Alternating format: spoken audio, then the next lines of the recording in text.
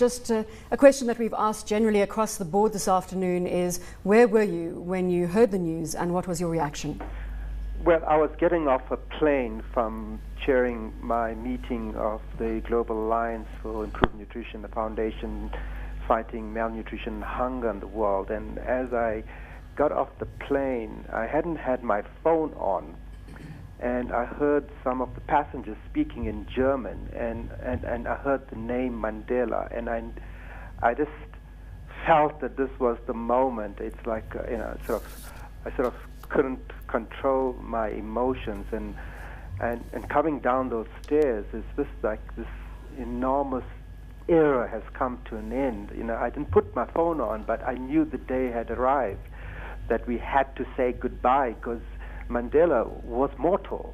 And while we hold on and cling onto his memory and his values, his life had to come to an end, and we have to say goodbye and try to live up to his values. So I came home, and I just spent the last few hours just trying to sit quietly and meditate and reflect on my time that I spent with him, because I'd spent most of my life fighting for his freedom. I was there from the first day that he was released, and then I spent the decade of the 90s working alongside him. So it's been a very emotional time for many of us, not just in South Africa, but across the world. Not just for those that worked with him, for the billions of people for who he stood for the values of social solidarity, of human dignity. I think this is an enormous loss for the whole world.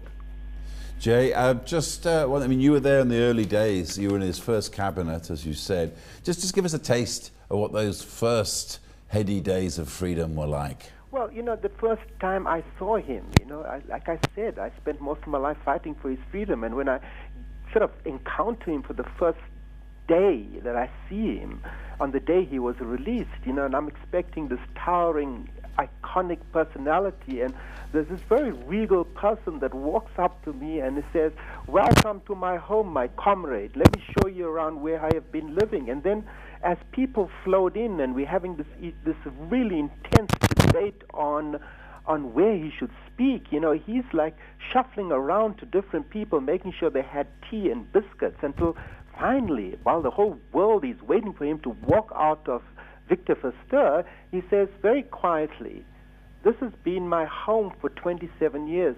I will speak in Cape Town." And that's the time we walked out together, and him and Winnie arm in arm walked out to be received by the world. So, I never had the sense ever that I worked for Mandela. I worked with him. He had an overpowering sense of humility, of being able to trust the people he worked with, to engage them very robustly, but never in a type of the big leader who felt he knew everything. He had a sense of humility, but at the same time such an intuitive sense of intelligence, emotional intelligence, that allowed us to navigate some very stormy waters. We were at the edge of a precipice of a racial civil war in this country. He pulled us back by his understanding and his leadership. Okay, Jay, one last quick question. What do you think Mandela would have been had he been born in 1994 instead of 1918? What do you think he would have been today? Well, I look at my son, my second son, was born in 1992, and my daughter in 1995, and I see in them the reflection of their values, their sense of fairness, of commitment to human dignity and human rights and social justice, and they obviously think a lot about what people like me did, a generation that brought freedom, but they are more interested today in what is happening. That democracy has to go more than just the right to vote every 5 years. It's about the right to jobs, electricity, water, the right to quality education. And I think these are the values that Mandela would have fought for today. He would have fought against corruption.